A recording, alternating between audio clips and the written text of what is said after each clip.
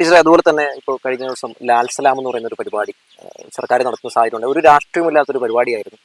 മോഹൻലാലിന് ഈ പറയുന്ന പോലെ ഒരു വലിയ അവാർഡ് കിട്ടുന്നു. അപ്പോൾ ആ അവാർഡുമായിട്ട് ബന്ധപ്പെട്ടുകൊണ്ട് നമ്മൾ ആദരിച്ചതാണ്. പക്ഷേ അവിടെ സംഭവിച്ചത് പ്രതിപക്ഷം ബഹിഷ്കരിച്ചിരിക്കുന്നു. ഇപ്പോൾ ദാദാസാഹിബ് ഫാൽക്കെ അവാർഡ് എന്ന് പറഞ്ഞാൽ വലിയൊരു അവാർഡാണ്, നമുക്കൊരു അഭിമാനമാണ്. പക്ഷെ എന്തുകൊണ്ടായിരിക്കും അവർ ഇങ്ങനെ ഇത്തരം കാര്യങ്ങളൊക്കെ ബഹിഷ്കരിക്കുന്നത്? അതിനെ ഏത് രീതിയിലാണ് കാണാൻ പറ്റുക? രാഹുൽ ശ്രദ്ധിച്ചിട്ടുണ്ടോന്ന് അറിയില്ല. ഞാനൊരു ഒരു രാഷ്ട്രീയ വിദ്യാർത്ഥി എന്നുള്ള നിലയ്ക്ക് ഞാൻ ശ്രദ്ധിച്ചൊരു കാര്യമുണ്ട്. കേരളത്തിന്റെ ഗവൺമെന്റ്, രണ്ടാമത്തെ ഗവൺമെന്റ് അധികാരത്തിൽ വന്നതിന് ശേഷം, രണ്ടാം പിണറായി ഗവൺമെന്റ് അധികാരത്തിൽ വന്നതിന് ശേഷം പ്രതിപക്ഷ നേതാവായി വന്ന ശ്രീ വി.ഡി. സതീശൻ അദ്ദേഹം പറഞ്ഞു, ഞാൻ മുൻ നേതാക്കന്മാരെ പോലെ, പ്രതിപക്ഷ നേതാക്കന്മാരെ പോലെ ഗവൺമെന്റ് കൊണ്ടുവരുന്ന പ്രവർത്തനങ്ങളെ കണ്ണും പൂട്ടി എതിർക്കില്ല. ഞാൻ വളരെ ക്രിയാത്മകമായി ഗവൺമെന്റിന്റെ കൂടെ നിന്ന് വേണ്ട വിമർശനങ്ങളൊക്കെ ചെയ്ത് മുന്നോട്ട് പോകും. യഥാർത്ഥത്തിൽ അദ്ദേഹം പറഞ്ഞത് ഒരു കൃത്യമായൊരു നിലപാടാണ്. കാരണം അതാണ് ജനാധിപത്യത്തിൽ ജനങ്ങൾക്ക് ഗുണകരമാകുക. അതായത് ക്രിയാത്മകമായ വിമർശനം ഉന്നയിക്കുക, ജനങ്ങൾക്കെതിരായിട്ടുള്ള കാര്യങ്ങൾ തുറന്ന് പറഞ്ഞ് അതിന്റെ കൃത്യമായ ബോധ്യപ്പെടുത്താൻ, പറഞ്ഞാൽ മാത്രം പോരല്ലോ, അത് ബോധ്യപ്പെടുത്തി മുന്നോട്ട് പോവുക, ഗവൺമെന്റിനെ കുറച്ചുകൂടി നല്ല രീതിയിൽ പോകാൻ സഹായിക്കുക എന്നുള്ളതാണ് പാർലമെന്ററി ജനാധിപത്യത്തിൽ പ്രതിപക്ഷത്തിന്റെ ഏറ്റവും പ്രധാനപ്പെട്ട റോള്. അത് ചെയ്യും. മറ്റുള്ളവർ, എനിക്ക് മുമ്പേ ഉള്ളവർ അങ്ങനെ ചെയ്തിട്ടല്ല പോയത് എന്നുള്ള ധ്വനിയിലൂടെയാണ് ഇദ്ദേഹം ആരംഭിച്ചത്. പക്ഷെ അതിനുശേഷം നടന്നിട്ടുള്ള കേരളത്തിന്റെ വികസന പ്രവർത്തനങ്ങൾ ഒട്ടാകെ നമ്മൾ പരിശോധിച്ചാൽ അതിനെ ഒക്കെ ഞങ്ങൾ സമ്മതിക്കില്ല എന്നുള്ളൊരു നിലപാടാണ് എടുത്തത്. ഇപ്പോ ഇലക്ഷന് മുമ്പ് പറഞ്ഞത് എന്താണ്, ആർദ്രം ഞങ്ങൾ സമ്മതിക്കില്ല, ലൈഫ് ഞങ്ങൾ വന്നാൽ സമ്മതിക്കില്ല, മറ്റു പ്രവർത്തനങ്ങൾ സമ്മതിക്കില്ല, ദേശീയപാത ഞങ്ങൾ സമ്മതിക്കില്ല, വിഴിഞ്ഞം പോർട്ട് അവിടെ വിളിച്ചില്ല എന്നായിരുന്നു പരാതി. അവിടെ നമ്മളല്ല വിളിക്കുന്നത് എന്നുള്ളത് വേറെ കാര്യം. ഇനി നമ്മുടെ വയനാട് തുരങ്കപാത, അതുപോലെ തന്നെ സ്പീഡിൽ യാത്ര ചെയ്യാൻ പറ്റുന്ന സംവിധാനങ്ങൾ, അതൊന്നും എക്സ്പ്രസ് വേ, അതൊന്നും ഞങ്ങൾ അനുവദിക്കില്ല. അവസാനമാണ് ഇന്ത്യയിലെ തന്നെ ഏറ്റവും പരമോന്നത ബഹുമതിയായിട്ടുള്ള ദാദാ ഫാൽക്കെ അവാർഡ് നമുക്ക് ഏറ്റവും പ്രിയപ്പെട്ട നടനായിട്ടുള്ള, നടന വൈഭവത്തിൽ അങ്ങേ അറ്റത്ത് നിൽക്കുന്ന ശ്രീ മോഹൻലാലിനെ ലഭിക്കുന്നത്. അപ്പൊ മോഹൻലാലിനെ ആദരിക്കുക എന്നുള്ളത് സംസ്ഥാന ഗവൺമെന്റിന്റെ ഒരു ഉത്തരവാദിത്വമാണ്. ആ ഉത്തരവാദിത്വം ഏറ്റെടുത്ത് അത് ആദരിക്കാൻ തീരുമാനിക്കുന്നു. അതിന്റെ ഒരു ഹെഡിങ് കൊടുത്തത് ലാൽ സലാം. മോഹൻലാൽ എന്നുള്ളത് ലാലേട്ട എന്നാണ് നമ്മൾ വിളിക്കാറ്. അപ്പോ ലാലിനൊരു സലാം, ഒരു അഭിനന്ദനം, ഒരു ഗ്രീറ്റിംഗ് എന്നുള്ള രീതിയിലാണ് ആ പരിപാടിക്ക് ലാൽ സലാം എന്ന് പേരിട്ടത് എന്നാണ് ഞാൻ വിചാരിക്കുന്നത്. പക്ഷെ അദ്ദേഹം അതിനെ ബഹിഷ്കരിക്കുന്നു. അപ്പോ ഇവർ ഈ ജനങ്ങൾക്ക് കൊടുക്കുന്ന സന്ദേശം എന്താണ്? ജനങ്ങൾക്ക് വേണ്ടി ഇടുന്ന നയങ്ങൾ, പരിപാടികൾ, പ്രവർത്തനങ്ങൾ, ഇതിനെല്ലാം ഞങ്ങൾ എതിർക്കും.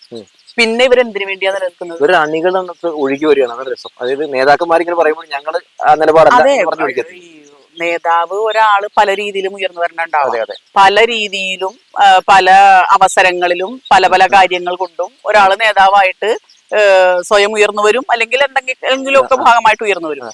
പക്ഷെ അതിലെ അണികളെ സംബന്ധിച്ച് പലതരത്തിലുള്ള ജനങ്ങളല്ലേ. അവര് നല്ല വായനക്കാരുണ്ടാവും, പ്രബുദ്ധതയുള്ളവരുണ്ടാവും, നല്ല കാഴ്ചപ്പാട്, രാഷ്ട്രീയ കാഴ്ചപ്പാടുള്ളവരുണ്ടാവും. അവരൊക്കെ ഒരു പ്രസ്ഥാനത്തിൽ നിൽക്കുന്നത് ആ പ്രസ്ഥാനവുമായി ബന്ധപ്പെട്ടിട്ടുള്ള അതിന്റെ ചരിത്രവും അതിന്റെ പൈതൃകവും അതിന്റെ ലെഗസിയും ഒക്കെ കണ്ടിട്ടായിരിക്കും അതിന്റെ കൂടെ നിൽക്കുന്നത്. അപ്പോ ഈ അണികളും ഈ നേതാവും തമ്മിൽ വലിയ അന്തരമാണ്. വി.ഡി. സതീശൻ നടന്ന നവകേരള സദസ്സിൽ പങ്കെടുക്കരുതെന്ന് പറഞ്ഞൊരു വലിയ പ്രഖ്യാപനം നടന്ന സാഹചര്യം ഉണ്ടായി. പറവൂരിലേക്ക് പക്ഷെ ആളുകൾ ഇങ്ങനെ ഇടിച്ചു കയറി വരുന്ന ഒരു കാഴ്ചയൊക്കെയാണ് കാണാൻ സാധിച്ചത്. ടീച്ചർ പറവൂരുകാരിയാണ്. അതെ അതെ അതെ.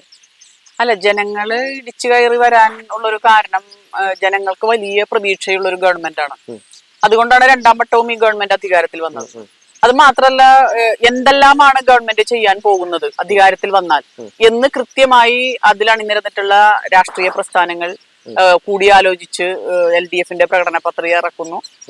അതിനനുസരിച്ചാണ് ആക്ട് ചെയ്യുന്നത്. ഒന്നാമത്തെ ഗവൺമെന്റ് തന്നെയാണ് ചെയ്തത്. അപ്പോ അതുകൊണ്ട് ഈ ഗവൺമെന്റ് പറയുന്ന കാര്യങ്ങൾ ചെയ്യും എന്നുള്ളൊരു ബോധ്യം ജനങ്ങൾക്കുണ്ട്.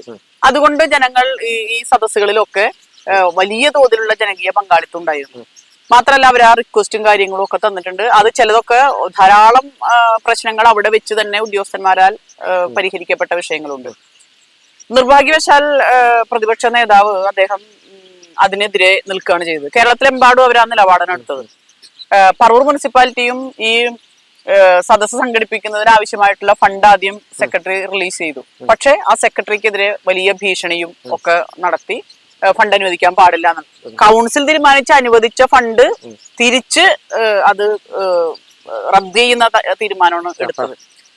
പക്ഷെ ഏറ്റവും രസകരമായ സംഗതി, ഇതിലൊന്നും പങ്കെടുക്കേണ്ടതില്ല എന്ന് പറഞ്ഞ വ്യക്തി തന്നെ അവസാനം കോടിക്കണക്കിന് രൂപ 7-7.5 കോടി രൂപ ആ മണ്ഡലത്തിന്റെ അനുവദിച്ചു കഴിഞ്ഞപ്പോ അതെല്ലാം ഞാൻ പറഞ്ഞത് കൊണ്ടാണ് അനുവദിച്ചത് എന്നുള്ള രീതിയിൽ വ്യാഖ്യാനിക്കുകയുണ്ടായി. ഇപ്പൊ ഈ അവസാനം നമ്മുടെ സ്പോർട്സ് വകുപ്പ് മിനിസ്റ്റർ വന്ന് ഉദ്ഘാടനം ചെയ്ത ഒരു പരിപാടി ഉണ്ടായിരുന്നു. അതായത് 1.5 കോടി രൂപ ചെലവഴിച്ച് സ്റ്റേഡിയം ഗ്രൗണ്ടിന്റെ നവീകരണം. അപ്പൊ അത് അനുവദിച്ചത് LDF-ന്റെ ഗവൺമെന്റ് ആണ്.